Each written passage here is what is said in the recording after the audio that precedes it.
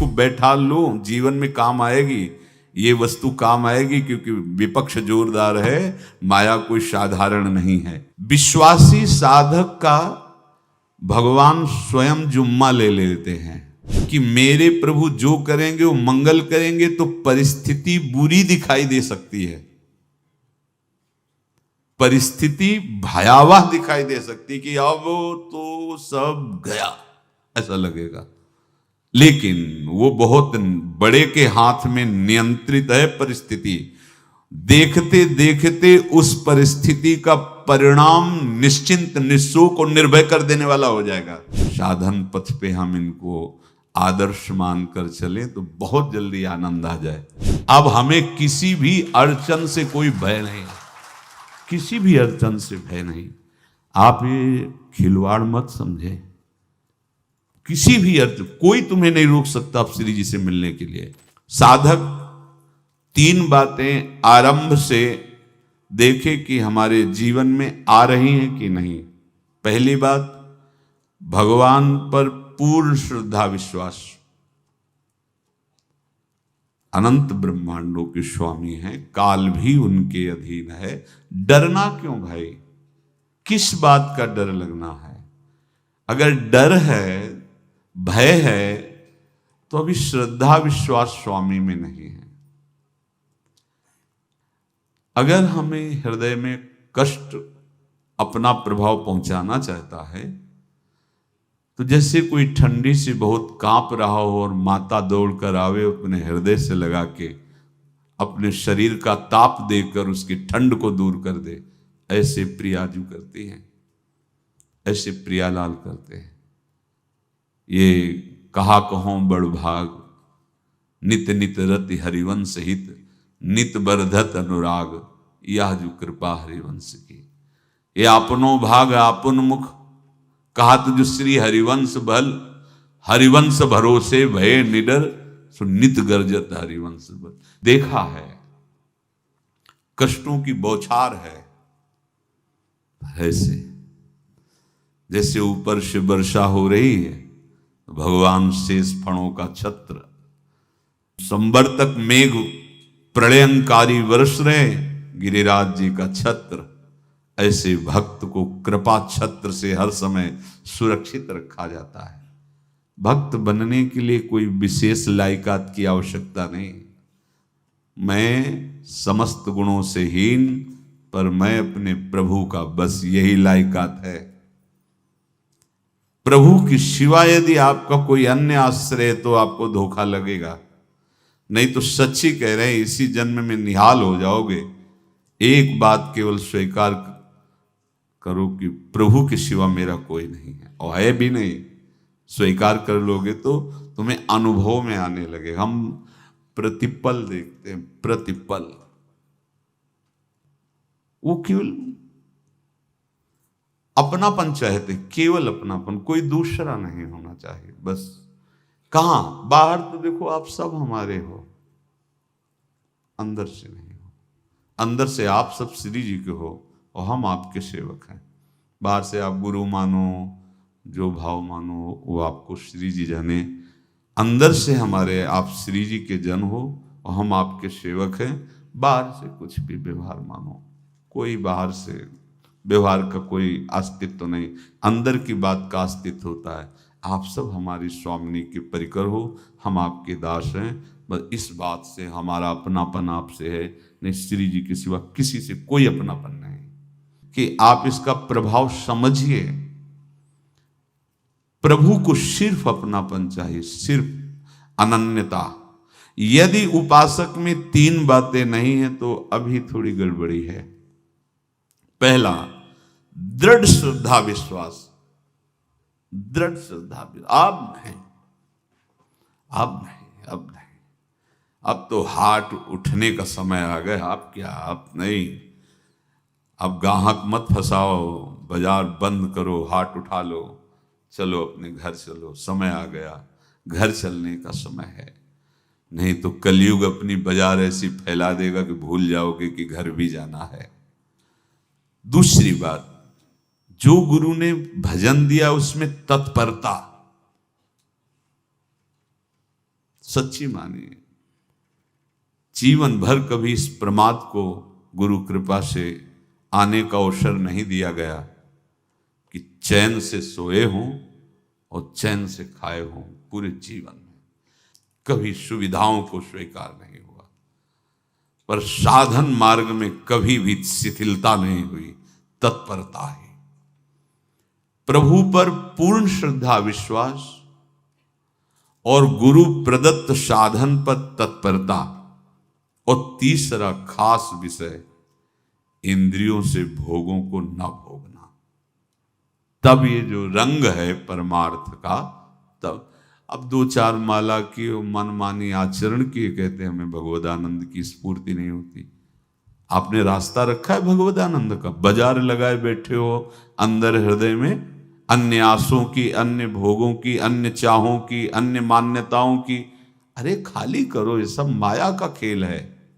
एकमात्र प्रभु, बस जब ठन जाएगी ये बात।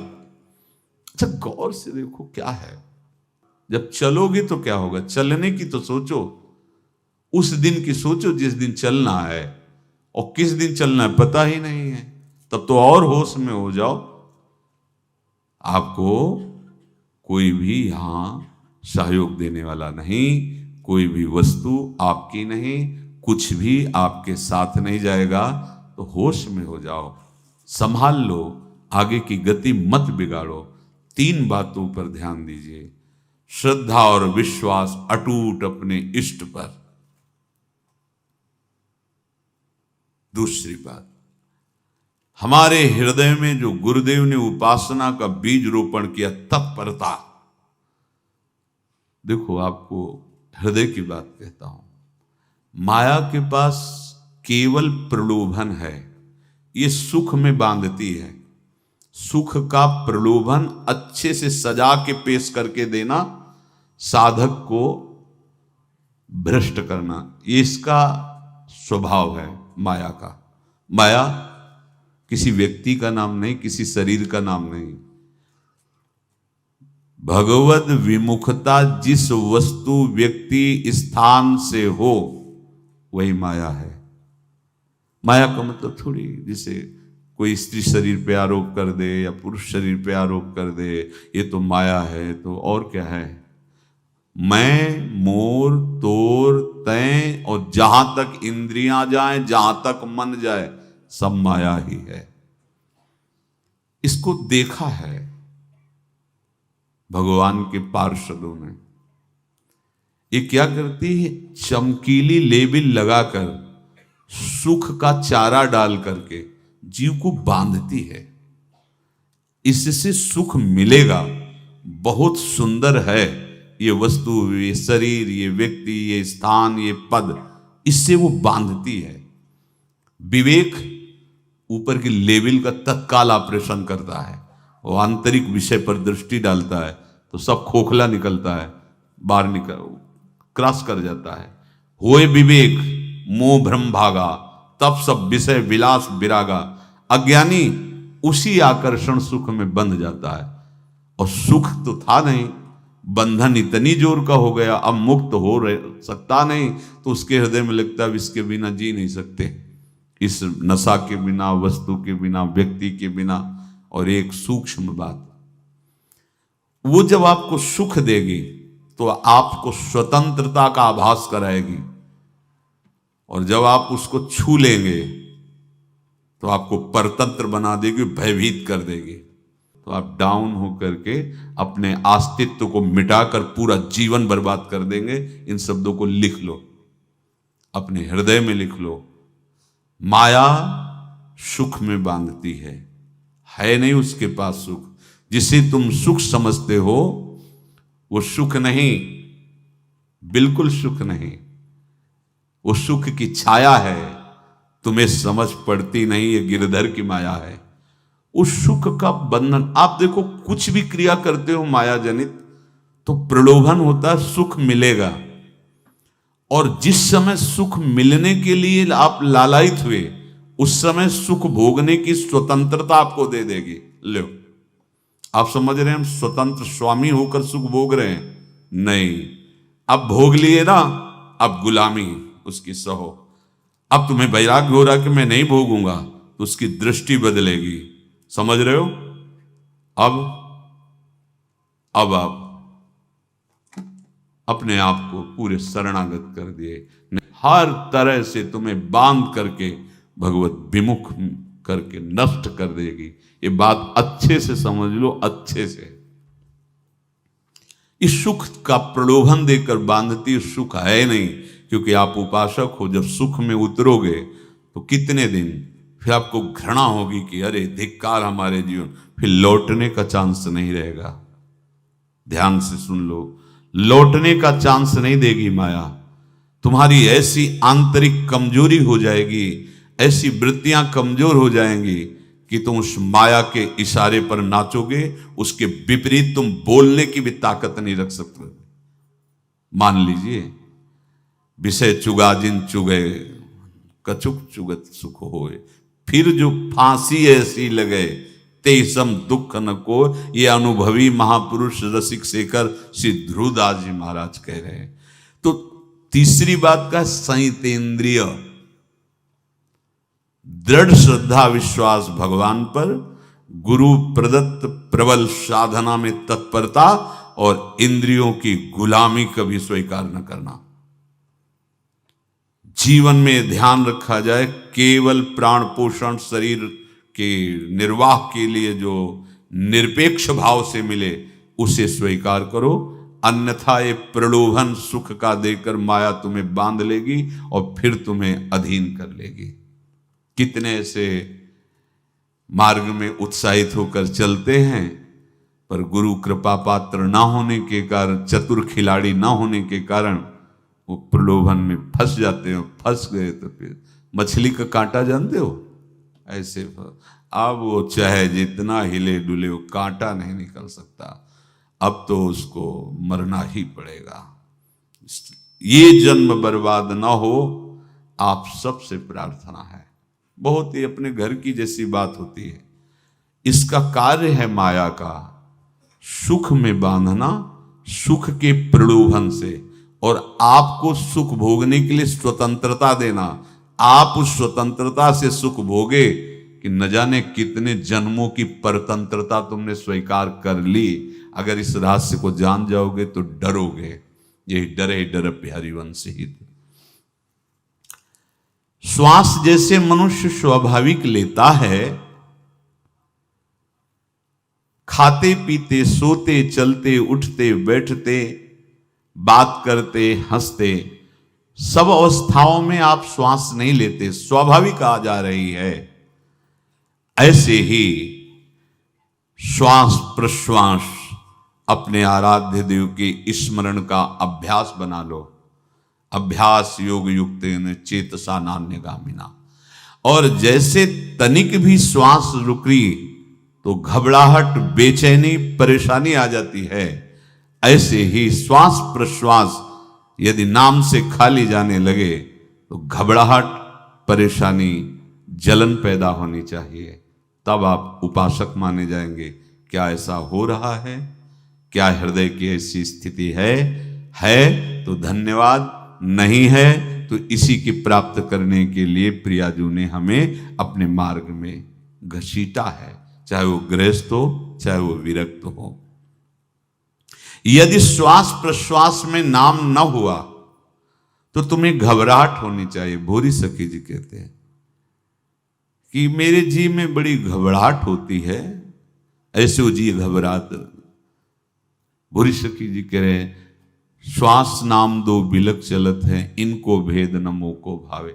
मुझे बहुत घबराहट पैदा हो रही। प्रिया जो से कह रहे हैं कि श्वास प्रश्वास में नाम का क्रम नहीं बन पा रहा, टूट रहा है, मुझे ऐसा अच्छा नहीं लग रहा। आप कृपा करो प्रियाजू, श्वास ही नाम, नाम ही श्वासा, नाम श्वास को भेद मिटावे। प्रियाजू ऐसी कृपा कर दो, श्वास प्रश्वास आपका नाम चलता रहे। ये बात प्रवचन ना मान करके जीवन मान लीजिए। जैसे हमारी श्वास प्रश्वास उठते बैठते चलते फिरते खाते पीते स्वाभाविक चलती है, हम ऐसा अभ्यास नाम का करें कि ऐसे चले। जैसे हमारी श्वास प्रश्वास रुकने लगे तो घबराहट, बेचैनी, प्राण व्याकुल हो जाते हैं, ऐसे ही श्वास प्रश्वास में यदि नाम रुकने लगे तो तद स्मरणेन परम व्याकुलतीत, घबराहट पैदा हो जाना चाहिए। नहीं होती तो अभी बहुत दूर नगरी, होती है तो अब निहाल हो गए हो, तुम चिंता मत करो। आगे का जो दिव्यात्मक स्वरूप है वो आना प्रारंभ हो जाएगा। रोम रोम रग रग बोले तब कुछ स्वाद नाम को पावे, यही सारा वैभव प्रकाशित हो जाता है। जहां तक हो सके किसी भी अनर्थ के हटाने का तुम प्रयास और चिंता मत करो। बहुत अनुभव की बात है। जैसे तुम कहीं फंस गए, गलती हो गई तुमसे, माया ने फंसा लिया, अब निर्भय हो जाओ। तुम्हारा अपमान होगा, तुम्हारी निंदा होगी, कुछ नहीं बिगड़ेगा, लेकिन पूरा जीवन बर्बाद नहीं कर देना है। प्रभु के भरोसे हो जाओ कि यदि आपको अपमान और निंदा करवानी तो करवाओ, पर अब लो नसानी अब ना न सही हो। मैंने समझ गया, अब आगे बढ़ूंगा, नहीं रुकूंगा। कुछ भी हो जाए, प्राण चले जाए, सभा में अपमान हो जाए, तो भी मैं अब रुकने वाला नहीं। समझ रहे? प्राप्त अनर्थ की निवृत्ति की चिंता में नहीं रहना तुम्हें। अगर तुमसे अनर्थ हो भी गया है तो तत्काल आगे बढ़ो। तुम्हारा इष्ट वो तो जान रहा है ना, तो पकड़ो उसी को। आप जान रहे थे मैं फिसल रहा था, आपने नहीं रोका ना, चलो अब आपके ऊपर है। आप चाहे अपमान करवाओ, चाहे निंदा करवाओ, चाहे आप हमारा ये शरीर छुड़वा दो, अब मैं आपको छोड़ने वाला नहीं। बिल्कुल ये बात पकड़ लेना। ये जीवन में कई बार ऐसे अवसर आते हैं जहां हमारी भक्ति को बाधित करने के लिए माया ऐसे कांटे फैला देती है और हम असमर्थ हो जाते हैं, हम दब जाते हैं। कुछ गड़बड़ नहीं होगा, मृत्यु से ज्यादा कुछ गड़बड़ होने वाला नहीं। जो गड़बड़ हो गया अब दोबारा होगा नहीं, और उसमें हम दबेंगे नहीं, हम उसे क्रॉस करके आगे बढ़ेंगे भगवत मार्ग। कुछ नहीं होगा, विश्वास करना। वो ऐसे फूल जैसा निकाल के तुम्हें अलग कर देंगे। विश्वास रखना, विश्वास रखना। इस बात पर हम जोर दे के कह रहे हैं, नहीं फंस जाओगे, फंस जाओगे। कभी इष्ट गुरु से छुपाओ मत करना कि अगर ये जान गए तो। नहीं, जानो, तुम जानो। क्यों जाने? गलती तो तूने की। अगर हमारी गलती है तो आपकी भी गलती है। कैसे? छोटा बालक जब गिरता है, मां दौड़ के उठाने जाती है ना, तो पहला रोष दृष्टि उसकी मां की होती है। अब तो उठा रहे हो, और जब गिरने जा रहे थे तब क्यों दृष्टि नहीं डाली? अगर पकड़ लेती तो गिरता ही क्यों नहीं? तुम्हारी मायाबाजी पसारी विचित्र, सुन मुनि मोहे काकी कोड़, कह हरिदास तुम्हारे हम जीते। तो ये अपने संबंध बल से बात कर रहे हैं। झुकना नहीं, टूटना नहीं। माया का कार्य है झुका देना, रौन देना, और पश्चाताप मत करना। प्राय कहा जाता है प्रायश्चित करो, पश्चाताप। हमारे पास समय नहीं है। राधा राधा राधा सब हो गया, पश्चाताप बढ़ा गए। नहीं तो इसी चिंता में गलती हो गई। गलती हुई तब समय नष्ट हुआ, अब वर्तमान में उसका चिंतन करके नष्ट करो, और आगे के चिंतन की गुंजाइश नहीं रह गई, क्योंकि आप अपने हृदय को इतना गिराते चले जा रहे हो, हृदय का स्तर, कि उत्साह ही नहीं रह जाएगा। यह ऑपरेशन है सीधे भगवत प्राप्ति के लिए। बिल्कुल दृढ़ विश्वास। तुम्हें अब अपनी चिंता नहीं करनी। बैठा लो, हृदय में बैठा लो। अगर भगवत विश्वास नहीं तो घबराहट पैदा हो जाएगी, भय हो जाएगा, विषाद हो जाएगा। अरे कितनी बार संसार में अपमान हुआ है, कितनी बार सम्मान हुआ है। ये कुछ सम्मान और अपमान कुछ अस्तित्व तो नहीं रखता। अब हरि नहीं छूटेंगे। भाग हरि की तरफ, भाग। बिल्कुल परवाह न कर, भाग। किसी के फंदे में मत फंस, भाग। ये अंदर की पुकार है, अंदर की बात कह रहा हूं। ये मन बहुत बदमाश है। पहले तो लुभायमान करके सुख में बंधाता है, और फिर भय और संकट विषाद में फंसा देता है। प्रभु का विधान संदेह युक्त नहीं होता। निसंदेह तुम्हारे सामने वो विधान प्रकट होगा जिससे तुम्हारा परम मंगल हो जाएगा, परम मंगल हो जाएगा। डरना नहीं। बताया नहीं था एक बार प्रेम भगत की बात। तो हमारे पास प्रेम जी आते थे, बहुत नाम जापक थे, श्री हरिवंश, श्री हरिवंश। तो उनसे पूछा आपकी ऐसी नाम निष्ठा कैसे आई? तो उनका गलती से। उनका गलती से नाम निष्ठा कैसे आती है? तो वो किसी पद के अधिकारी थे जिसमें किसी कानून के विरुद्ध उसमें दस्तखत कर देने से करोड़ों रुपया उनको प्राप्त होना था। तो रात्रि में ऑफिस में बुलवा के उन्होंने वो गलती कर दी दस्तखत की। बड़े अधिकारी थे और वो उनको पता नहीं था कि वो षड्यंत्र है, और पहले से कैमरा रख दिया गया था। पूरा वीडियो लेते देते, बातचीत करते, दस्तखत करते, सब प्रमाण। तो सुबह जो उनकी आरती उतारी गई समाज में, तो बस घर वाले भी उनसे कि जैसे पुत्र थे पत्नी कि पिताजी पापा आपसे ऐसी आशा थी, मार दिया हम सब लोगों को आपने। कब हम लोगों ने धन की मांग की आपसे, आप इस अवस्था में ऐसा कर। तो घर से ये वचन और बाहर तो सब उपहास उनका, और उन्होंने निश्चय किया अब रात्रि में आत्महत्या कर लेंगे। कर्म बड़ा विचित्र होता है। पर वो वृंदावन पहले से आते थे और हरिवंश उपासकों से मिलते रहते थे। गुरुदेव भगवान से भी उनका परिचय था। गलती किसी से भी हो सकती, चूक है, यही तो है ना। कंचन कामिनी कीर्ति, कहीं भी लुभायमान। शायद उनके मन में लगा होगा कि दस्तखत कर लेंगे और मिल जाएगा, वृंदावन वास करेंगे, झंझट छूट जाएगी। कुछ ना कुछ ऐसा आया होगा, क्योंकि वो अधार्मिक प्रवृत्ति के नहीं थे, पर क्रिया तो हो गई ना, वो षड्यंत्र था वो। उन्होंने सोचा रात्रि में अब हम प्राण त्याग देंगे। तो धाम आना और रसिकों के संग के प्रभाव से एक दिव्यता प्रकट हुई। वो सबके सामने सोने का नाटक करके लेट गए। तो परिवार वालों, नजर तो सबकी थी कि विकसित है, परिवार वालों को लगा सो गए। तो रात्रि जब सोए थोड़ा ऐसे, तो वास्तविक नींद आ गई और स्वप्न में देखा कि कोई उनसे कह रहा, देखो तुम्हारे सिरहाने सेवक वाणी रखी है, इसको पकड़ो, मरने की जरूरत नहीं, सब ठीक हो जाएगा। जगह तो सेवक वाणी सिरहाने रखी हुई थी। जैसे एक भक्त को तुलसी दल नामक ग्रंथ सिरहाने रखा। अरे अलौकिक शक्ति संपन्न भगवान और भगवान के पार्षद हैं। बस सब बात हट गई और उनकी जिह्वा और उनके मन ने, जैसे ना मरने वाले को प्राण मिल जाए कि भाई प्राण रक्षा, ऐसा को श्री हरिवंश हमारे रसिक समाज में जब वो आते थे उनका अच्छा सम्मान होता था। तेजो में चेहरा, वयो वृद्ध शरीर, श्री हरिवंश ऐसे चलता रहता, बात करते और श्री हरिवंश ऐसी नाम में रति देखी। देखो ना क्या हुआ, घटना क्या थी, दृश्य क्या था, जीवन बिल्कुल व्यर्थ हो क्या गया, लोक सम्माननीय जीवन बन गया, महात्मा बन गए और भगवत प्राप्त हो गए हैं, उनका शरीर छूट गया है। तो यहां कह रहे हैं कि तुम्हें किसी भी हेतु से अपनी चिंता नहीं अब करनी। प्रभु का विधान निसंदेह परम कल्याण में होता है, तुम्हें संदेह नहीं करना। कड़ुआ हो सकता है लेकिन अवसर तो मिल जाएगा श्री जी की तरफ भागने का। हम अपने को अच्छा साबित करने के लिए पूरा जीवन लगा दें, नहीं भाई, हम नीच आचरण वाले पर हम भागेंगे प्रभु की तरफ, लोक पावन करने वाले महात्मा बन जाओगे। सतरति शा लोकांत, इसको बैठा लो, जीवन में काम आएगी, ये वस्तु काम आएगी, क्योंकि विपक्ष जोरदार है, माया कोई साधारण नहीं है।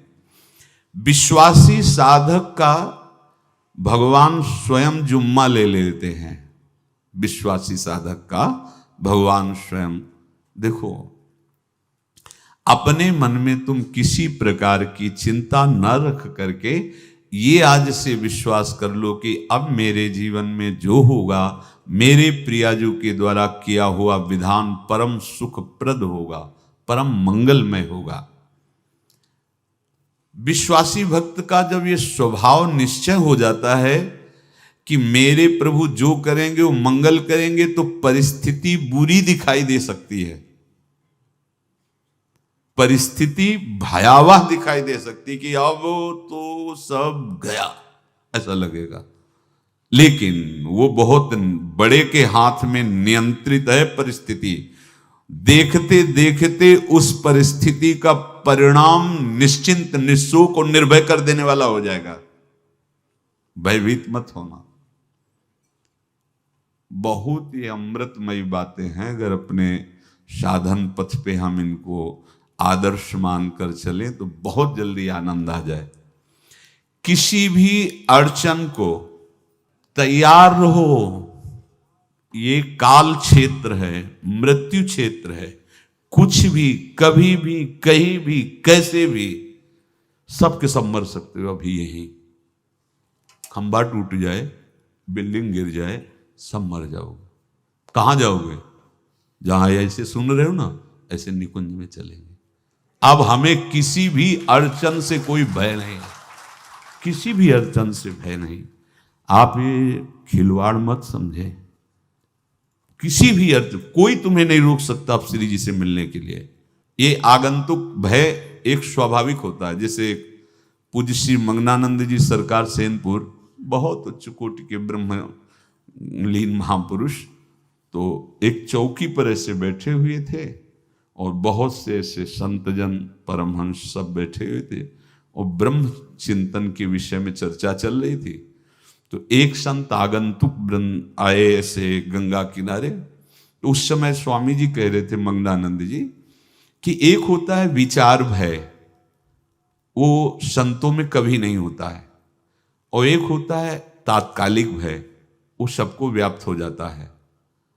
तो उन्होंने कहा कि स्वामी जी, वैसे हम आपका आदर करते हैं, लेकिन इस बात पर हमारा मतलब मन नहीं बैठ पा रहा है कि जो ब्रह्म स्वरूप को जान गया है उसको विचार भय तो होगा ही नहीं, लेकिन स्वाभाविक भय कैसा हो सकता है?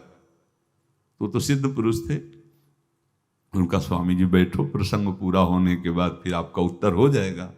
ऐसे चौकी लगाई, बैठे, और बैठे थे बटवृक्ष के नीचे। तो एक जैसे बाज है, गीद पक्षी है, उस समय तो वो संध्या का समय था, आके ऐसे जे ही बैठा तो खरबर खरबर वो डाल, तो महाराज चौकी के नीचे हो गए, जो गंगा किनारे से आए थे ना। तो कहा स्वामी जी, ये विचार भय है या स्वाभाविक भय है या आपको ब्रह्म चिंतन या ब्रह्म बोध नहीं? तो हंस दिए, बोले उत्तर मिल गया। ये स्वाभाविक, जैसे अभी बंदर चीख दे तो सब घबरा जाओगे ना, विचार भय नहीं है ये आगंतुक स्वाभाविक भय। भय विचार भय कि अब जो है ऐसा होगा, ऐसा हो सकता है, नहीं नहीं, वही प्रसंग चल रहा है। भगवान प्रमाण देते चले जा रहे हैं। देखो, कोई भी भय, कोई भी अड़चन अब तुम्हारा अमंगल नहीं कर सकती, पक्का मान लीजिए। डरो मत। देखो, इसमें इसीलिए प्राणों की बाजी लगा के, अब हमारे प्राण नहीं हैं, हमारे प्राण प्राणनाथ को समर्पित हैं। मेरे प्राणनाथ श्री श्यामा, तो क्यों भय करें? तो हम ये सब कर किसके लिए रहे? श्यामा जी के पास पहुंचने के लिए। श्यामा जी के पास पहुंच गए, हमें श्यामा जी के पास जाना है।